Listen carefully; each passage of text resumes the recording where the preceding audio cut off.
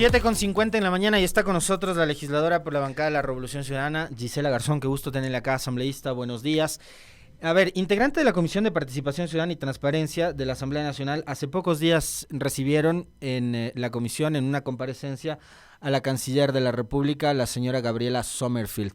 Ahí, como en muchas otras cosas, incluido este último tema del IVA, que finalmente sí nos va a subir al 15% y después usted nos va a dar su opinión con respecto de eso, la política exterior no ha escapado a las contradicciones y a las meteduras de pata que tratan de ser corregidas en el camino. Una de esas, por ejemplo, esta que casi nos cuesta un conflicto diplomático con nada más y nada menos que con Rusia.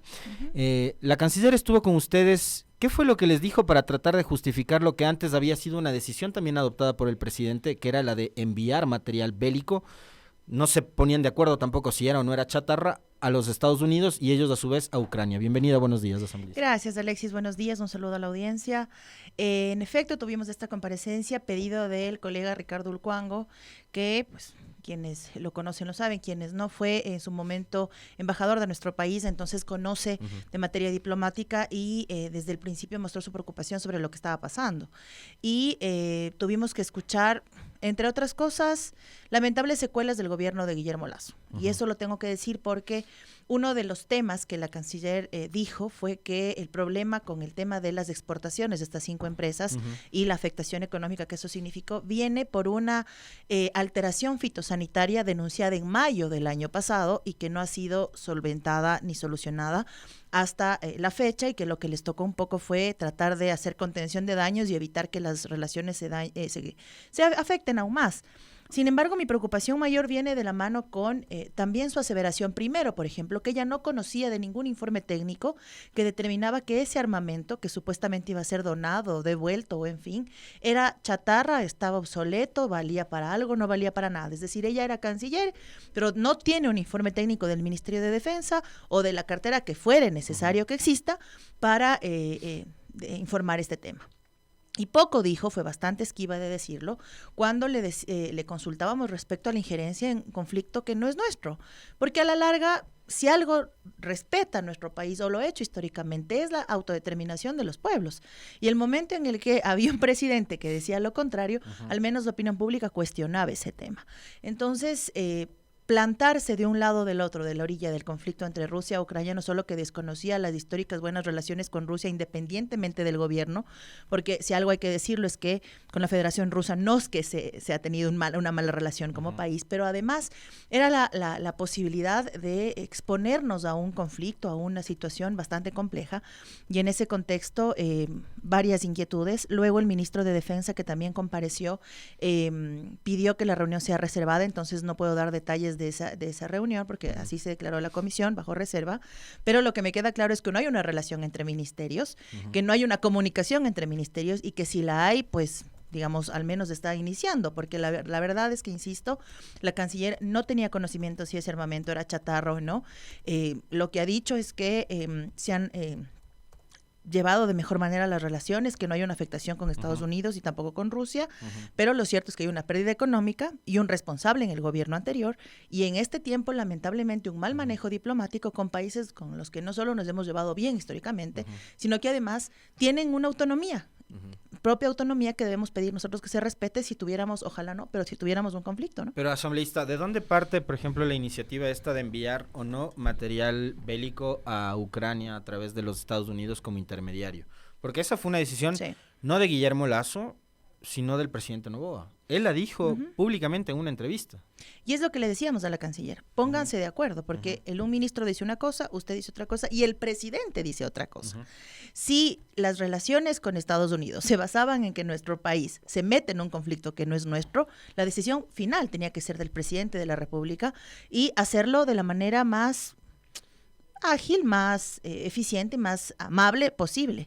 Pero no era correcto que nos involucremos de esa manera y que por un criterio ideológico que en todo caso puede ser respetable, tiene que ser personal del presidente. No puede envolver a todo el país, ni puede llevarnos a un conflicto de esta naturaleza. Insisto, ni siquiera los mismos ministros tenían conocimiento si este armamento estaba viable o no, si este armamento en efecto era chatarra o no. El informe técnico, la canciller dijo que no lo conocía. Entonces el presidente, con base en qué argumento técnico, con base en qué informe, en qué información, hace una aseveración de esa naturaleza, de que se trata de chatarra, en fin. Porque a la larga yo entiendo que por su propia perspectiva ideológica y formación académica, si fuera el caso, el presidente busca tener excelentes relaciones con Estados Unidos. Pero Estados Unidos no es el único país en el mundo, ¿no? Y otra de las cosas que le cuestionábamos a la canciller, dicho sea de paso, es hasta dónde iban a llegar las relaciones a tal punto que nos pidan que aquí los militares estadounidenses tengan carta abierta para hacer lo que quieran, ¿no? Perdóneme ahí, asambleísta, porque creo que sí vale la pena mencionar también. Usted dice, y yo coincido totalmente, porque eso además fue parte de materia de nuestros comentarios durante esos días, pónganse de acuerdo a la canciller, al presidente de hecho, el ministro de Defensa nunca habló sobre este tema y era material bélico, ¿no? Y nunca dijo nada el ministro de Defensa. Pero hay alguien quien sí habló, y es el subsecretario adjunto de la Oficina de Asuntos del Hemisferio Occidental, Kevin Sullivan, funcionario de los Estados Unidos, del gobierno de los Estados Unidos, que vino acá y habló en televisión nacional, y él nunca se refirió a chatarra, sino que se refirió a equipos militares que entenderíamos funcionaban y que ellos estaban muy contentos de la decisión del Ecuador de entregárselos a Ucrania. Sí, además preguntábamos y lo poníamos en contexto. Si en teoría estamos nosotros ante un conflicto armado interno y nuestras Fuerzas Armadas y Policía no tienen armamento, ¿no es cierto? Y tampoco hay recursos para eso. Y se han planteado alternativas vía ley económica urgente en ese sentido. ¿No será mejor, no sé, ver si eso sirve aquí? Digo, no sé, es una hipótesis. Estamos en guerra. O sea, es una cuestión ahí, no sé. ¿No será factible verle si es que es posible arreglarlo, si es que es posible utilizarlo en algún, no sé, en alguna prisión donde haya que entrar con mucha más fuerza que otra, donde se fugan los presos y hasta ahora no sabemos dónde están? No sé. Y lo digo con este sentido de ironía porque me parece que es sentido común. Es decir, estaban utilizando un armamento que aparentemente era chatarra, digo aparentemente, para que después Estados Unidos nos digan que se iban a meter en un conflicto con una decisión de nuestro país. Es que además en términos territoriales ni siquiera nos parecemos, pues, o sea, estamos en condiciones desiguales. Y si estamos en un conflicto interno tan delicado, ¿por qué tenemos que meternos en el conflicto de otra nación? Sea cual fuere esta, ¿no? Cualquiera sea esta nación, primero. Y luego también pasa por una decisión geopolítica, y eso debe quedar muy claro. Es decir, la derecha a nivel geopolítico también está tomando decisiones. No es casual que se encuentre Milei con Trump, pues. No es casual que se abracen de la forma en la que lo hacen. Y tampoco es casual que un presidente de derecha, como en este momento tiene el Ecuador, tome una postura alrededor de un conflicto donde primero no deberíamos tomar postura y donde luego hay un país que, como Rusia, que históricamente también tiene una decisión, digamos, política, que viene de una historia muy nutrida del lado de los trabajadores, en fin, y pues lo hace también desde una postura ideológico-política. Pero en todo caso, si ese fuera el escenario, que sea claro también, pues. O sea, que al país le diga, sí, esta es una decisión porque políticamente creo que esto está bien. Hasta sería mucho más lógico que decirnos que si era chatarra, que después no era chatarra, que sí hay un problema, pero después que ya no hay un problema, porque la diplomacia, yo le he escuchado en este espacio a expertos y con carrera diplomática que tienen otro criterio sobre cómo se manejan las relaciones con los países y cómo incluso la diplomacia, la Cancillería tiene que ser un espacio institucionalmente sólido para que esas relaciones no se afecten, venga el ministro que venga, ¿no? El canciller que venga. Oiga, asambleísta, usted con respecto del encuentro de Milei y Trump, que me llamó mucho la atención porque son dos personalidades súper excéntricas, ver la emoción de Milei del momento de saludar a Trump, esa excesiva manifestación de efusividad, me llamó mucho la atención, pero me hizo recordar algunos episodios y creo que sí valdría la pena conversarlos con usted. Ojalá en algún momento próximo también con el expresidente Correa pueda conversar sobre este tema, porque yo recuerdo una conversación que tuve con Correa antes de la elección de noviembre del 2020, en donde Correa, claro, lanzaba todo contra Trump y más bien apoyando la candidatura del demócrata Biden. Y yo al presidente Correa le decía, pero ¿por qué no dejar que se reelija un presidente que ha sido más pacifista que cualquier otro demócrata? Porque con Trump se puso pare a la carrera armamentista de los Estados Unidos. Trump hizo que las tropas regresen a los Estados Unidos. El tipo empezó a mirar mucho la economía hacia adentro de su país y paró las guerras. conversó con Putin, de hecho tenía una relación extraordinaria con Putin, conversó con Kim Jong-un, el líder norcoreano, fue a Norcorea Trump, y como anécdota recuerdo que el mediador de esa conversación fue Dennis Rodman, una ex estrella del baloncesto, campeón con los Chicago Bulls, y se reunió con Xi Jinping varias veces. Entonces, más paz que durante el gobierno del republicano Trump no hubo. Y hoy que volvieron los demócratas al poder, el mundo entero es un polvorín. Guerra Ucrania-Rusia, conflicto Palestina-Israel, y todos estos conflictos auspiciados por el gobierno de los Estados Unidos. Entonces creo que ahí como que no, finalmente acá tenemos ese prejuicio con respecto de lo que representa Trump y los republicanos y no logramos entender bien de qué va. Barack Obama fue premio Nobel de la Paz, pero un tipo que metió militares y guerra por todo el mundo. Allí voy a utilizar algo que explicaba Álvaro García Linera hace un poquito en Bogotá, donde pude compartir con él en un encuentro de generación de paz, se llamó. Y él decía que en este momento tenemos una sola cosa más fuerte en contra, tenemos quienes pensamos del mundo desde la izquierda y el progresismo, y es que la derecha está recompuesta no solo desde los conceptos, sino también desde sus propios errores.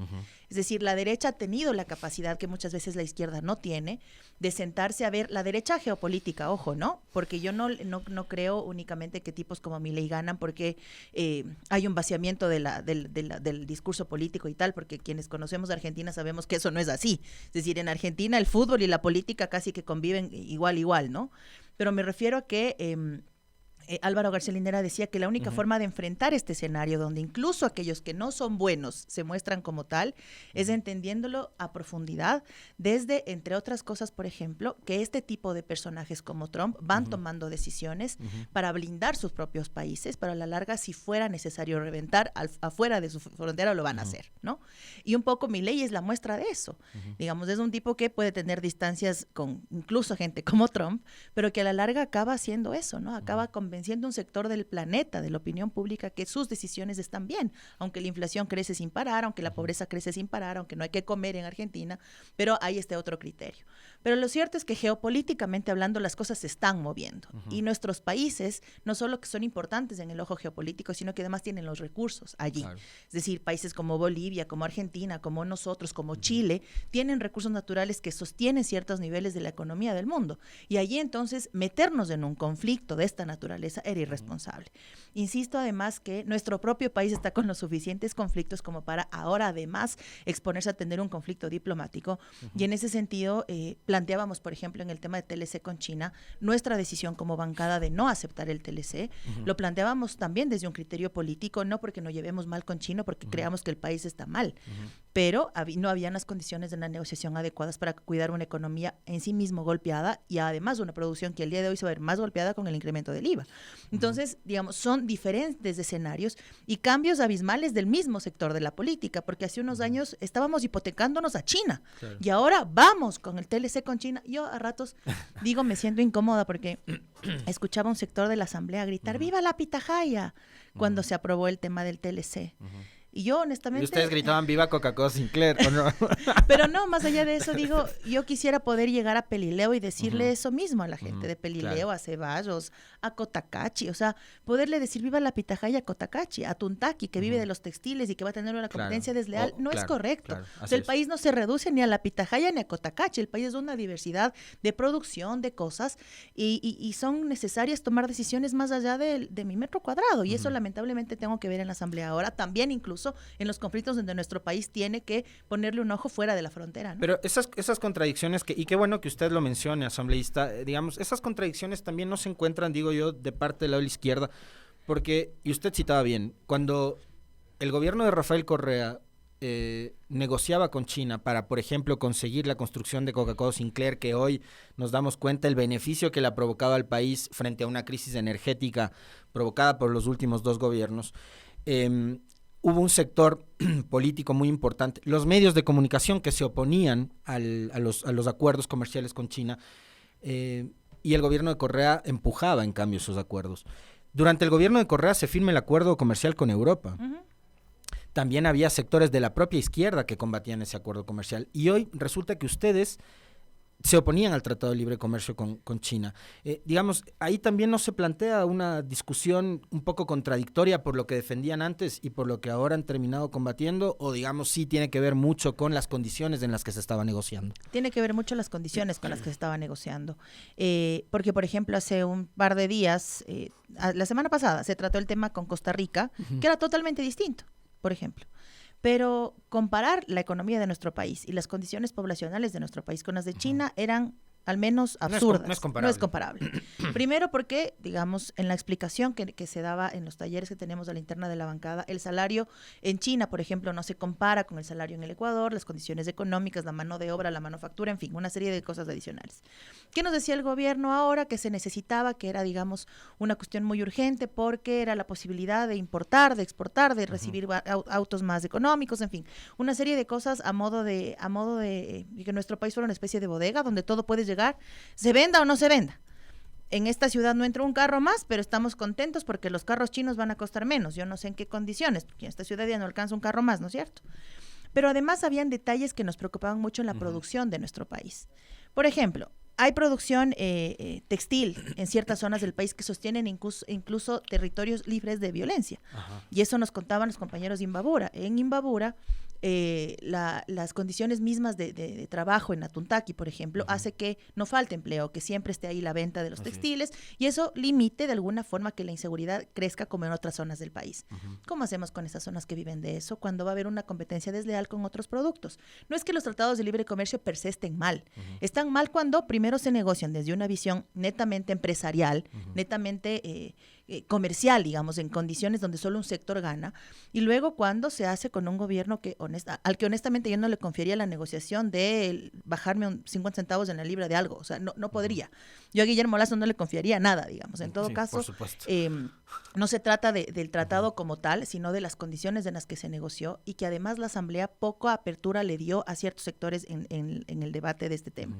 Se acortaban los plazos, fue el pretexto, pero no llegaron textiles, no llegaron artesanos, no llegaron MIPYMES, y eso era no solo urgente, sino necesario escucharles porque son los sectores más golpeados también por la inseguridad. Porque además, digamos, hablando, usted citaba, por ejemplo, el caso de Antonio Ante, de Atuntaqui, que es un cantón de Imbabura muy conocido por la fabricación de textiles, con una excelente calidad, pero esa calidad y esa mano de obra tiene un precio, pues. Acá nos van a llegar probablemente muchos productos con menor calidad, pero con precios probablemente más económicos. ¿Cómo hace entonces ahí un productor nacional para competir con esa en ese mercado? Sí, de acuerdo. Además que, insisto, una de las cosas que a mí me parecía más complejo de entender, no porque lo sea en términos técnicos, sino porque me parece que la perspectiva social no se puede perder de vista. Nos decían que en este momento, por ejemplo, producir pitahaya significa cerca de $15,000 entre que lo sacas del país y lo demás. Y que era necesario bajar esos recursos. Alguien ha preguntado qué pasa con los arroceros y las lluvias ahora. O se han preguntado qué pasa con las plantaciones de banano y las lluvias ahora, qué va a pasar con las plagas que vienen después de las lluvias. La soya, el país todas las zonas donde están inundados. Es que el país no es solo pitahaya. Yo entiendo que esa situación puede mejorar las condiciones laborales de un sector de la producción y está bien, pero estamos además en un contexto donde ya empezaba a llover, pero tomamos las decisiones en la calentura de la coyuntura, en la calentura del momento y no pensando a largo plazo. Y entonces cuando existe otro sector, y digo, formo parte de ese sector, que habla con este contexto, con este contexto histórico para tomar decisiones, somos los mal vistos nosotros. Pero si ustedes eran los que se llevaban bien con los chinos, por supuesto, pero porque estábamos en otro tipo de condiciones, como país mismo. Era otro tipo de condiciones como país, sociales, de empleo, de manejo de los recursos, de fortalecimiento de la dolarización. No es comparable el país del 2017. Ojalá estuviéramos ahorita como en el 2017 en términos sociales. No estamos. Y sin embargo nos exponemos a que si un sector se fortalezca y otro no. Y eso es una de las cosas más delicadas en la toma de decisiones. Lo mismo pasaba con el tema de las leyes económicas urgentes. Veo con preocupación esta ley económica urgente que prácticamente propone reducir a cero el ISD, es decir, acabamos de abrir la posibilidad para que se incremente y ahora sobre pretexto de fortalecer el turismo lo vamos a reducir. ¿Cómo se va a fortalecer la dolarización? Sacando dinero. Eso está incluido en el proyecto de ley que... Es una de las líneas rojas que vemos ahí. Lo disfrazaron como un proyecto, lo vendió además así el ministro de Turismo, ¿no? Además, esa es otra de las contradicciones últimas de este gobierno.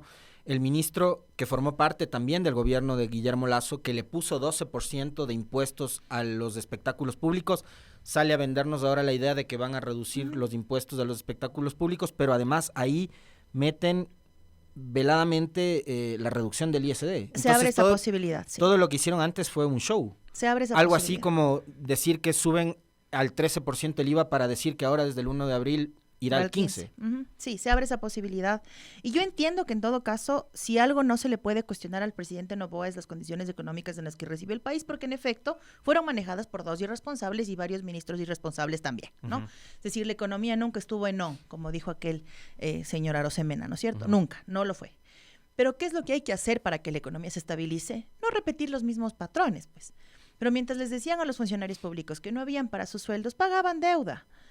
Lo primero que debería hacer el ministro de Finanzas ahora es ir al FMI, buenas tardes, ¿cómo están? ¿Cómo hacemos porque no tengo plata? Por favor, aplíquenme una moratoria, por favor, habilíteme la posibilidad de demorar el pago, veamos de qué forma reestructuramos este tema porque no lo vamos a poder hacer, nuestra gente se muere del hambre. Esas son de las cosas que deberían hacer los ministros de Economía de inicio, porque piensan que la economía son solo números y no, son vidas, son familias, son platos sobre la mesa. ¿Qué más deberían hacer? No repetir las mismas recetas de los antecesores, pero ¿de qué nos hablan? Que el Estado es obeso, de qué nos hablan que hay que reducir ciertos niveles de salarios, planes y programas de gobierno, que hay que focalizar los subsidios, que en todo caso habría que hacerlo en otro contexto, no al día de ahora, de hoy, digamos, para los sectores a los que esos subsidios benefician. En fin, si se repiten las mismas recetas, aunque les pongas otro nombre, van a significar lo mismo. Pero fíjese, nos hablan de reducir gasto público, pero ya nos están hablando también de organizar un campeonato de fútbol en el 2028, ¿no? De la Copa América. O de bonos para, digamos, Militares y afectaciones. Está bien que en todo caso sus familias tengan que estar resguardadas, pero ambos tienen un sistema de seguridad particular. El ISFA y el ISPOL cubren a las familias, cubren al entorno. Yo hasta el día de hoy estoy preguntándome por qué, por ejemplo, hay un caso de femicidio, Susana Loor se llamó la chica hace 4 años. La abuela, una señora grande, está a cargo de 3 nietos, el femicida fue declarado interdicto y ya no cabe los niños para bono de femicidio. Por mucho que haya sido declarado interdicto, ya la madre está muerta, fue asesinada. Y los niños al día de hoy no tienen un bono y únicamente podrán acceder al de la pobreza si es que califican. Esas son las cosas de fondo en este país, que hay cientos de niños muriendo, unos para que los padres traten de canjear pólizas. Es que me parece increíble que a las niñas últimas que fueron asesinadas las maten para cambiarlas por pólizas. No me cabe en la cabeza. Y lo otro es que hayan estos otros niños necesitando que comer y ya no son parte de un programa social, pero sin embargo nos dicen que un sector del país sí lo merece. Por supuesto que las familias de policías y militares deben estar cubiertos cuando exponen su vida a atender la delincuencia. Por supuesto que sí, pero también necesitan ese mismo cuidado las familias que están ahora sin casa, las familias que están ahora sin dónde comer, sin qué comer, en fin, y también lo necesitan aquellas familias que están expuestas a la delincuencia como los femicidios y demás. Entonces, insisto, esta perspectiva inmediatista de las cosas, las decisiones no pensadas al mediano plazo. E incluso ahora resulta que sí está bien la reelección, ¿no? Ahora sí está bien la reelección porque hay que darle continuidad a un proyecto político y hay que darle continuidad. Antes no estaba bien la reelección, ¿no? Entonces, todas estas incoherencias afectan la institucionalidad, afectan los procesos democráticos, afectan todo y por eso seguimos retrocediendo. Todo depende, asambleísta, del cristal con que se miren las cosas y desde el rincón en el que uno coyunturalmente se encuentra. Por eso lo que usted mencionaba hace un momento con respecto del TLC con China, y justo por ahí va a ir mi última pregunta, porque ya se nos va terminando el tiempo además. Pero antes, a este proyecto económico urgente, la bancada de la Revolución Ciudadana le va a decir que sí o que no. Como todos los proyectos vamos a tener un taller, pero ya hemos identificado desde cada uno de los despachos temas que nos preocupan y los pondremos sobre la mesa. Pondremos las observaciones sobre la mesa y veremos cómo avanza el debate, pero de momento tenemos preocupaciones por el contenido. Perfecto. Yo le decía, la última pregunta, porque se nos ha acabado el tiempo ya, tenía que ver justamente con la coyuntura política, porque estamos en un año preelectoral. El presidente, revisamos nosotros hace un momento el contenido de una entrevista que ha brindado en los últimos días, en donde dice que él siente casi que la obligación de buscar la reelección en febrero del 2025, y para los que no lo sabían, la asambleísta Gisela Garzón es periodista, es comunicadora, su especialidad es justamente la comunicación, y hemos visto una campaña realmente grosera de publicidad a través de una cantidad increíble de publireportajes, no solo de la actividad gubernamental y del presidente, sino del rol que cumple Lavinia Balbonesi, que es la compañera de vida, la esposa de Daniel Noboa, ¿no? Entonces, Entonces, cada publicación del Instagram o el Instagram de la señora Balbonesi ahora es fuente de información y es titular en todos los medios de este país. Estamos en un año preelectoral, con medio país bajo el agua, inundado, ahogándose, y los medios de comunicación nos están vendiendo una suerte de fantasía o de ilusión de un país que no existe. ¿Cómo van a enfrentar los sectores de la izquierda? No sé si quiere hablar, sí, por supuesto, a nombre de su partido, la Revolución Ciudadana, o de la izquierda en general, frente a una arremetida de las derechas que tiene ahora mismo en Daniel Noboa su gran y última apuesta después del fracaso que le resultó Guillermo Lasso. Yo debo coincidir con el análisis que hacía David Chávez hace unos días acá, donde él planteaba que durante el tiempo del gobierno de la Revolución Ciudadana, la derecha no encontraba un cuadro que aterrice realmente con la posibilidad de ganar las elecciones y aplicar el programa, ¿no? Y ahí tuvo varios experimentos. Rodas fue uno de sus experimentos, ¿no es cierto? Lo intentaron a través de la alcaldía, no funcionó. Y ahora este experimento que incluso ni siquiera ellos pudieron haberle confiado nada, porque Noboa no tenía posibilidades electorales, les sale. Entonces tienen, digamos, allí alguien para darle continuidad, edulcorando la cosa, pero darle continuidad a las decisiones de un proyecto de derecha. ¿Qué es lo que debemos hacer nosotros como el progresismo y la izquierda? Primero, no avergonzarnos de aquellas banderas de lucha que existen y que son propias de este tiempo. Y no avergonzarnos me refiero a ni desconocerlas ni cuestionarlas desde el fondo y la forma. Podemos incluso en los debates pensar distinto en ciertas partes, pero hay que hablar de feminismos, por supuesto que sí, hay que hablar del cambio climático con más énfasis que nunca, porque me parece que lo que estamos viviendo en el país da cuenta de eso. Hay que hablar de cuidado del medio ambiente, hay que hablar de la posibilidad al mediano plazo de no extraer, ¿no es cierto?, de cuidar el medio ambiente, de la minería, es decir, hay que ponerles esos temas que a la izquierda sí le mueven y hacerlo sin pensar que estos correístas, por ser correístas, no pueden hablar de esto porque en su gobierno hicieron tal o cual, porque las condiciones del país, insisto, son totalmente distintas a las condiciones del país que gobernó la Revolución Ciudadana. Y eso nos exige históricamente a las izquierdas del progresismo identificar de qué lado de la orilla estamos, primero. Por eso me parece irresponsable con el momento actual que cualquiera sea el representante de otra organización política que se considere de izquierda, piense o parta de sí, solo sí, sin el correísmo. Me parece que eso es irresponsable con el país, no con la Revolución Ciudadana, con el país, primero. Luego me parece que también deberíamos ubicarnos en la orilla donde la exposición excesiva de las mujeres, quien sea, está mal. Están utilizando la imagen de la primera dama, que en sí mismo como primera dama es machista, para exponer a ella y a sus hijos, mientras tratan de acomodar la imagen del esposo, ¿no? Y eso es una cosa donde además, en un momento actual del país es grave. Restarle responsabilidades al ejercicio de la paternidad del presidente para únicamente enfocar en el ejercicio de la maternidad de la señora es exponer a los niños y a ella no solo a que sean evaluados o medidos con diferente vara, sino además de exponerlos cuando en el caso, ojalá no consentido, llega a pasar alguna cuestión íntima, tengan que sostenerse, digamos, las relaciones como ha pasado en otros gobiernos de derecha. Peña Nieto en México sostuvo un matrimonio al final porque era la forma de lavarle la cara a él.